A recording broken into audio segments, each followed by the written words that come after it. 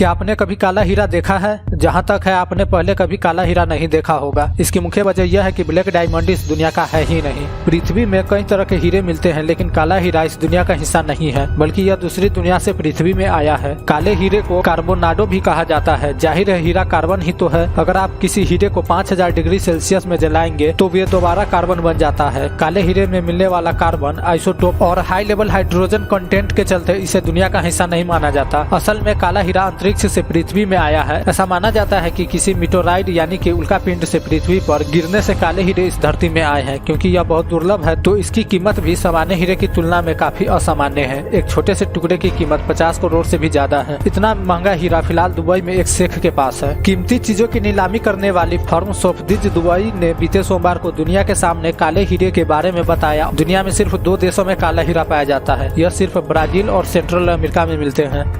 हीरा कितना बेशकीमती होता है इससे तो हम सभी वाकिफ हैं, लेकिन अगर हीरा पृथ्वी के बाहर से आया हो तो उसकी कीमत कितनी होगी ये अंदाजा लगाना भी मुश्किल है। बीते सोमवार को पहली बार दुनिया के सामने बड़े कट डायमंड को पब्लिक डिस्प्ले पर रखा गया। पिछले 20 साल से ये काला हीरा इसके मालिक के पास था और मालिक का नाम अभी किसी को पता नहीं। द एनिग्मा एक दुर्लभ काला डायमंड या कार्बोनाडो है। दुबई में इसे दुनिया वालों को देखने के लिए रखा गया। सौथवी ऑक्शन हाउस के ज्वेलरी स्पेशलिस्ट सोफी स्टीवेंस का कहना है कि हीरे को लेकर एक आम मान्यता यह है कि ये पृथ्वी से नहीं, पृथ्वी के बाहर से धरती पर आया है। माना जाता है कि 2.6 बिलियन साल पहले कोई एस्टेरॉयड पृथ्वी से टकराया था, उसी की वजह से यह काला हीरा बना। काले हीरे को तराशना आसान नहीं है, लेकिन एक्सपर्ट्स ने इसे 55 फेस ज्वेल में बदल दिया है। मिडिल ईस्ट के हमसा से प्रेरित होकर इस काले हीरे को आकार दिया गया। द एनिग्मा का नाम Guinness book of world record में भी दर्ज है और ये अब तक का सबसे बड़ा कट डायमंड है। दुबई से इस हीरे को लॉस एंजलिस और फिर वहाँ से लंदन ले जाया जाएगा। 3 फरवरी से 7 दिन तक इस काले हीरे की ऑनलाइन नीलामी चलेगी।